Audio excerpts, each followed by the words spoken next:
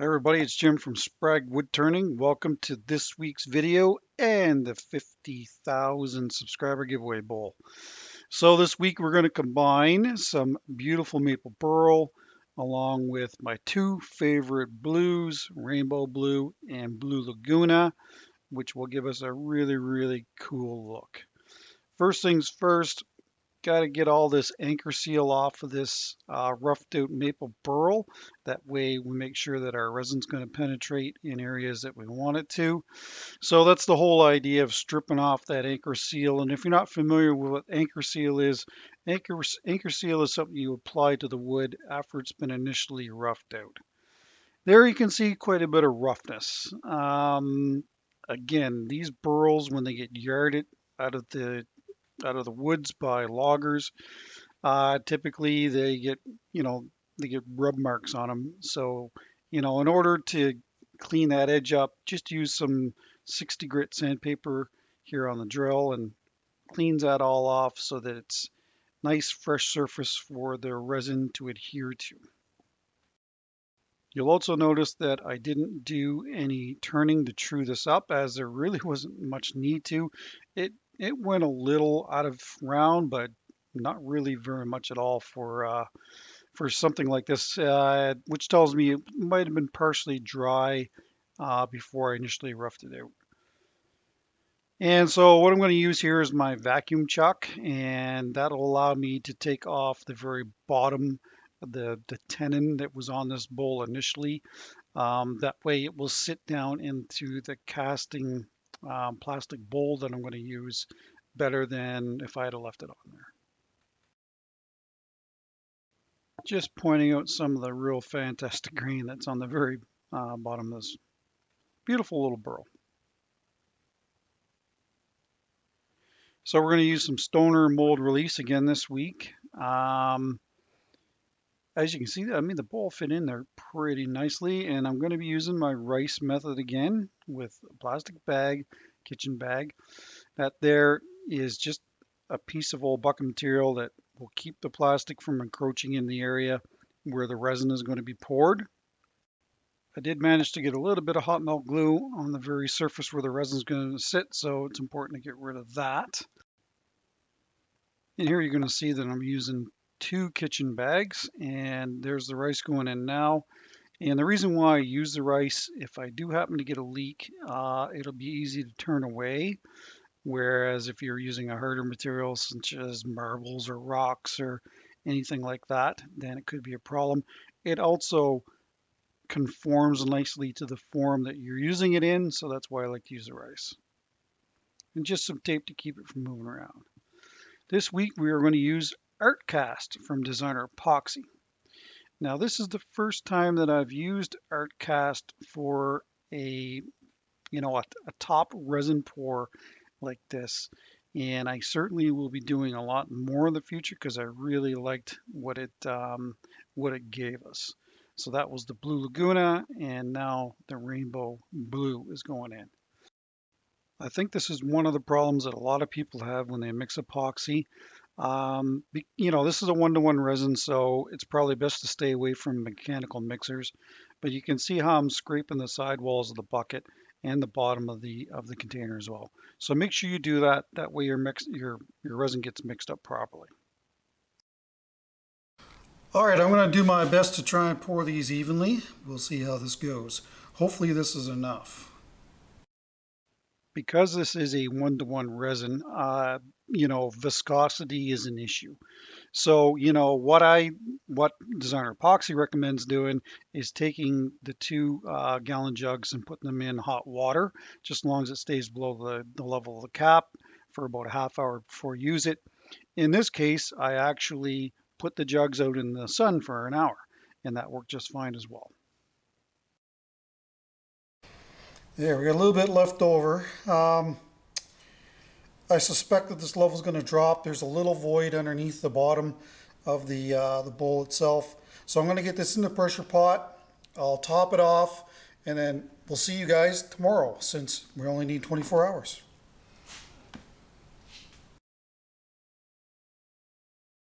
So it is the next day, and first things first, get the rice out of there. First kitchen bag went out easy enough. Uh, this bucket material was quite a chore to come out. It was putting up quite a fight. One thing that you'll probably notice compared to deep cast or the Pro Series is the fact that if you look down at the very bottom of that bowl, the resin never even got there. So I find that very interesting, and you'll see that we get a really cool color blend with the two epoxies as well.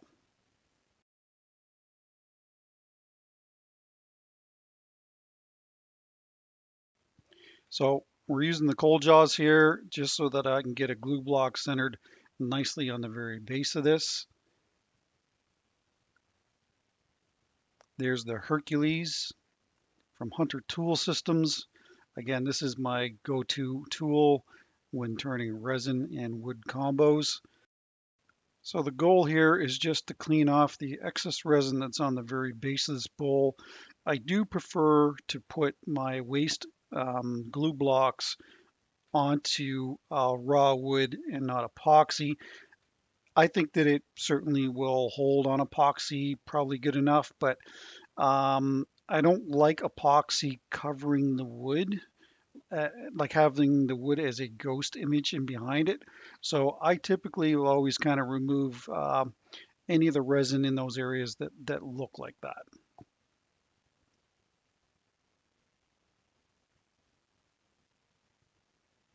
And there's our glue block. And again, this is hot melt glue that's been melted in an electric frying pan. So we'll let this sit for about 20 minutes and we'll be able to move on with some turning. All right, so now that the mic is on the camera, I'll explain to you what I did here. So when I put this in the pressure pot yesterday, I filled it up to the very top. It looks like the casting lifted a little bit. That's why there was so much resin on the very bottom. So the two areas, of course, I poured the two different blues. And then what I did was I dropped the opposite color blue from probably about 8 inches. And as you can see, I think this is what you're seeing here. So kind of all along here, I just dropped it here and there and everywhere. Like there's more blue with the blue lagoon or the rainbow blue. And I think this is going to look really, really cool. Working with the art cast the first time, like this method, we seem to have gotten a lot more color separation than we have with the deep cast. Of course, you can only go up to 1 inch with this stuff, so you have to be very careful or else you're going to get thermal cracking. But in this kind of application, it may be exactly what you need to do this. All right, so let's get this trimmed up and see what we're looking at. And yeah, I've got some pretty high hopes for this. I think it's going to be really cool, and you can already see the chatoyance coming through. So pretty. That's 750 RPM. So yeah, my new camera setup has an external mic, and it's always beneficial if you turn the mic on when you're using it. So in this case, I forgot. So I had to cut out a whole bunch of footage because I talked about what basically I had done. And to clarify what I had said just a minute ago, so I dropped the opposite color blue onto the other blue, if that makes sense. And I just dropped it in little blobs. I didn't reach in and mix it up at all. I just dropped it in and let it sit. And I realized that we really haven't seen the top part of this casting very much, but the top part of this casting is a very, very cool look. And I will certainly be doing a lot more of this in the future with the art cast, that's for sure. So there wasn't a huge amount of trimming to do here. That actually set up quite nicely. Again, using the Hercules here, I always trim the outside of the bowl first and then move to the rim and then trim to the inside. That way you can get a proper wall thickness measurement. And basically your outside dimension is set. So that's why I always do the outside. And here's kind of a real-time clip as well.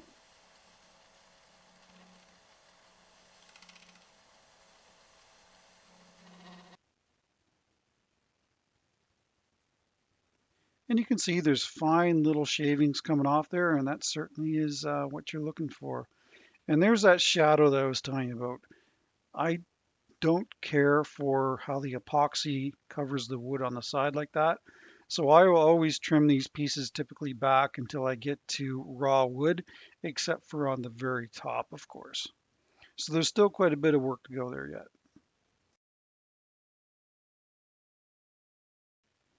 Now I'm a guy that likes wood turnings with some mass. And when I initially looked at this resin, I said, you know, it's too nice to turn away. So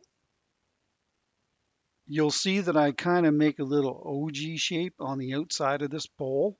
And that's just so that we can showcase the resin on the very top and well, on the sides as well. But you know, it's a very weighty, hefty bowl. And you know, it kind of looks as heavy. It's as heavy as it looks, if that makes any sense. Um, I'm not a huge fan of these dainty little wood turnings. Don't get me wrong, that is another high level skill making thin turnings. But you know, I like to make things that if they do happen to fall and hit the floor, that might survive. And there's a first real look of it cleaned up. And again, here's another real-time clip. Just using my index finger as a stop, back and forth until you get it trimmed up.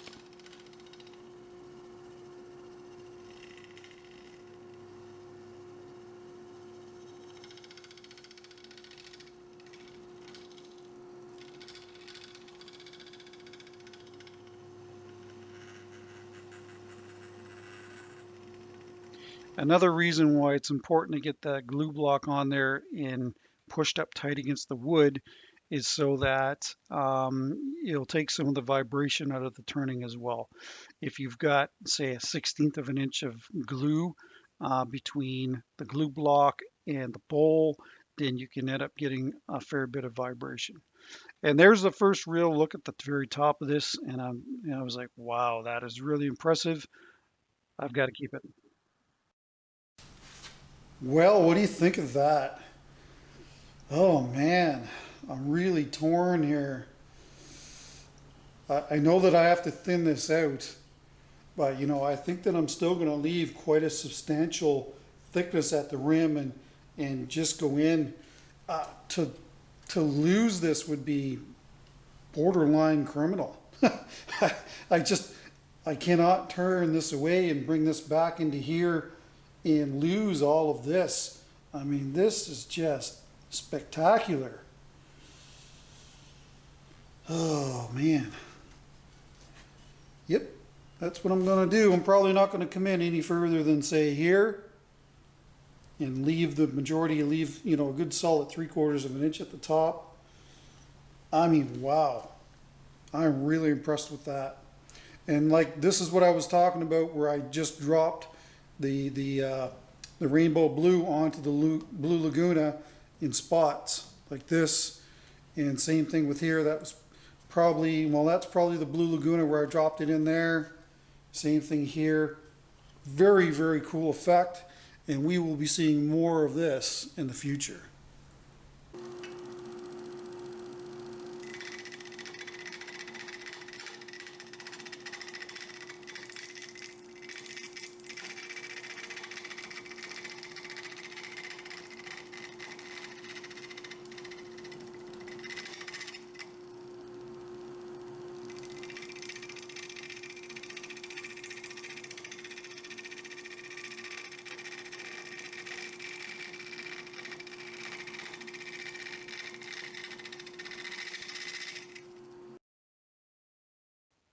So the main reason why I left that real-time clip in there is to give the beginners an idea of, and maybe, you know, others as well that are curious, how violent it is actually when you first initially start truing things up.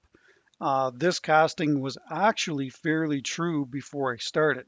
So you can imagine if one that's way out of true, how violent it can be. So, you know, I think a lot of times beginners, we don't really have the confidence to tackle projects like this. Trust me, if I can do this, anybody can do this.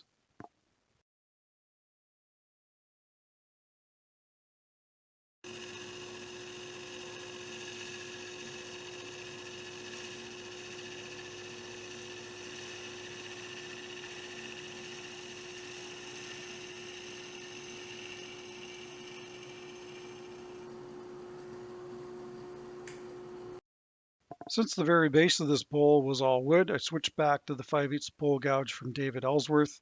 You can just hog out a lot more material with the bowl gouge than you can with the Hercules from Hunter Tools. So that's why, if you're curious, why I switched to it.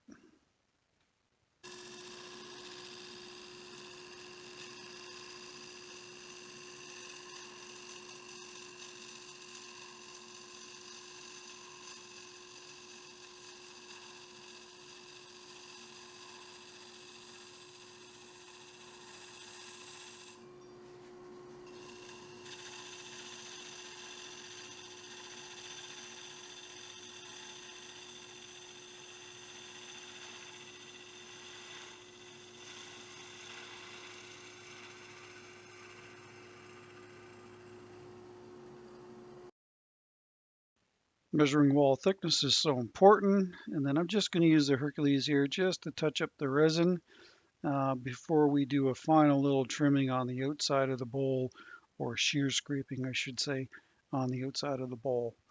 Now I typically do this last. So I do the outside, do the rim, then do the inside. When you're working on a normal bowl, a lot of times it will move as you're turning it and releasing the stress out of it. So this is why I typically will go back and use the shear scraping method to get those super fine shavings that you see there. And you get a really clean cut surface that is ready for sandpaper. And there's a beautiful look at our colored resin this week. Love it. All right, so we haven't had to do any filling in a little while, partly because Artcast sets up so fast, you certainly can get some bubbles left behind. So we've got a small little bubble there, or a void if you will. And in the resin, there's another one right there. So, in the grand scheme of things, this isn't a big deal. But I want to try a little different method than what I've done before. So this is just the cap off of my water bottle. And in the past, I would take the pigment and put it in here with the Starbond. But I find in this case, you don't need a whole lot. So what I'm going to do is just put a little bit of CA glue down in here. Just a little bit of the rainbow blue.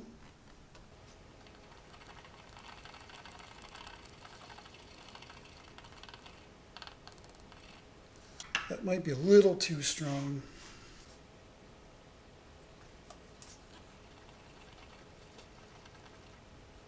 So what I'm going to try and do is just pick up a little bit of this glue, like a little droplet, if you will, and put it down inside the hole, and just keep doing that until it gets filled up.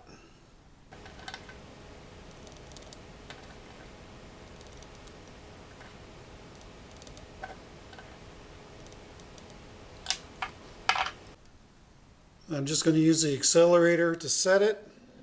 Make sure you don't spray it over top of your glue. That wouldn't be good. And I'm spraying it from about probably a foot away. That way this doesn't all bubble up and get foamy. So there's the other spot there.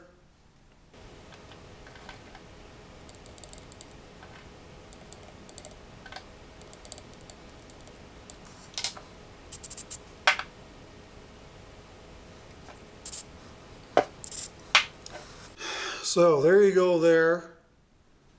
I mean, you can barely see it. It may have sanded out, but you know, the way my luck is, if I don't do this, then it will be there and there's the other one. So we'll give this a couple minutes to set up, throw it back on the lathe and start sanding.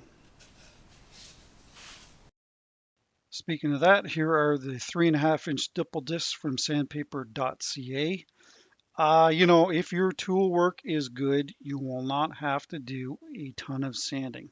60 grit is the most important grit, and I know a lot of people are like, oh, 60 grit, I can't believe you're starting it. You know what? Sandpaper is a tool. Um, but again, if your tool work is good, maybe you can start at a higher grit. I prefer to start at 60. That way, all the lumps and bumps, and if there is any tear out, it's aggressive enough that it'll remove that. You know, in this business, time is money. So the sooner you can get moving on to putting finish on, the better. And then I just alternate the drill and the lathe for the next grit. Buffing here with Triple E from the Be All buffing system. And there is a link in the description down below to Lee Valley where you can get these buffing pads. And the last thing is to use some denatured alcohol to clean the surface prior to the first coat finish going on.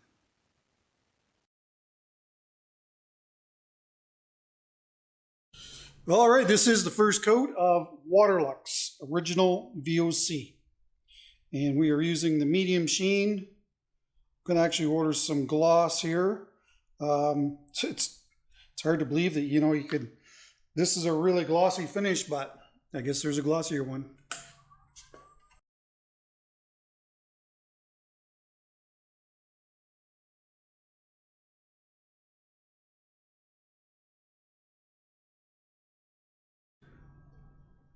Well, I like my pearl resins, or my pearl tinted resins, but come on.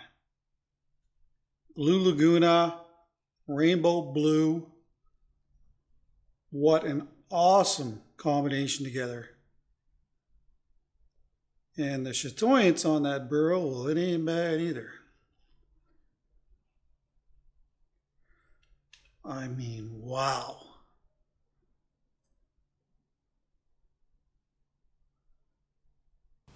Crazy. All right, we will see you guys tomorrow for the second coat. Again, if you're new here, between coats of finish, when I'm using the resin, I prefer to buff with Triple E compound as well. It gives a really nice surface, prepping it for the next coat of finish. Don't forget that denatured alcohol. Well, good morning. This is our second coat.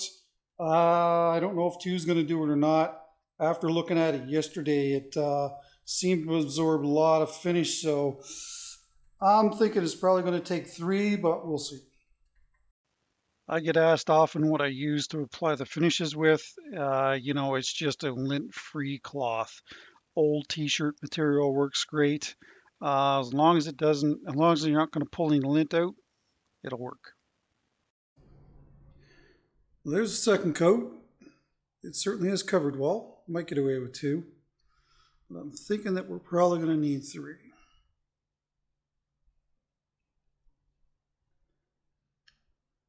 Very, very beautiful.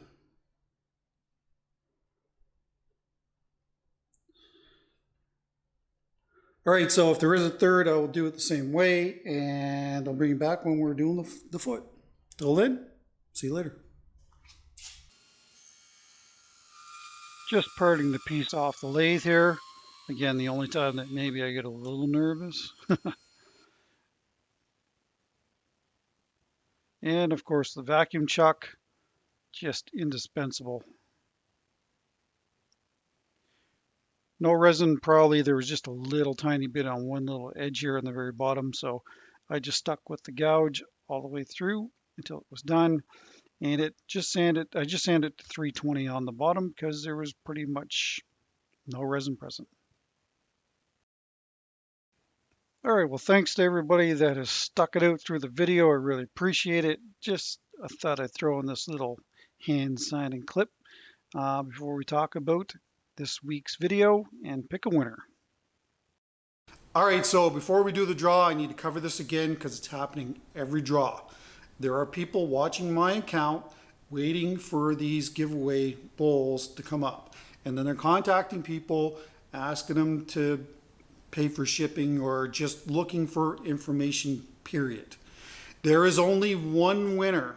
And, you know, it's happening every time. And if you do get contacted by these individuals, please send that information to me, spraguewoodturning@gmail.com, and I will forward that to the authorities, and hopefully we can catch these people.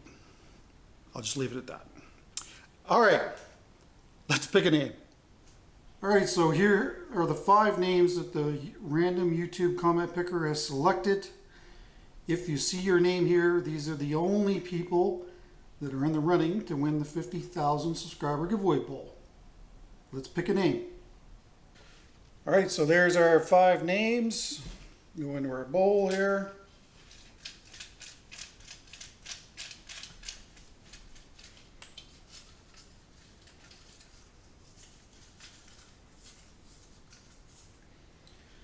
And the winner of the 50,000 subscriber giveaway bowl is William Rice.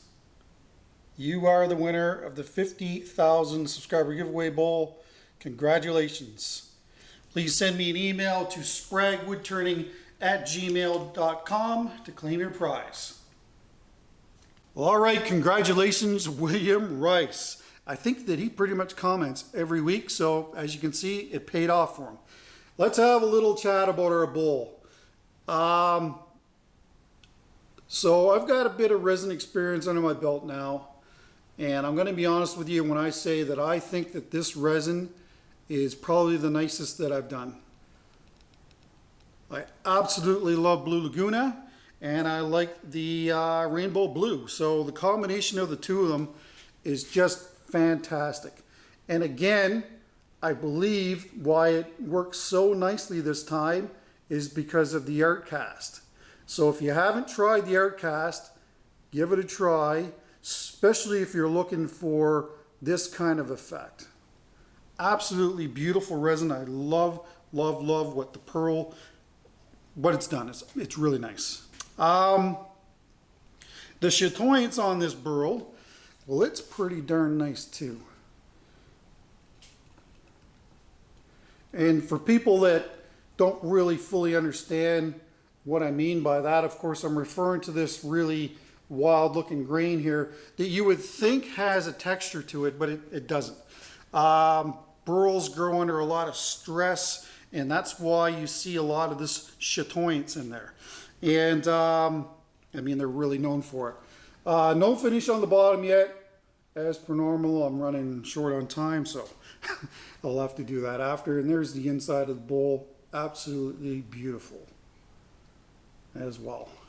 This piece ended up being 9.5 across and 3 inches tall. And it is a beautiful little bowl. The other thing too is, 50,000 subs. Never ever would I ever envision that I was gonna ever do that well here on YouTube. Thank you so much for subscribing. And of course, if you haven't subscribed, please consider doing that.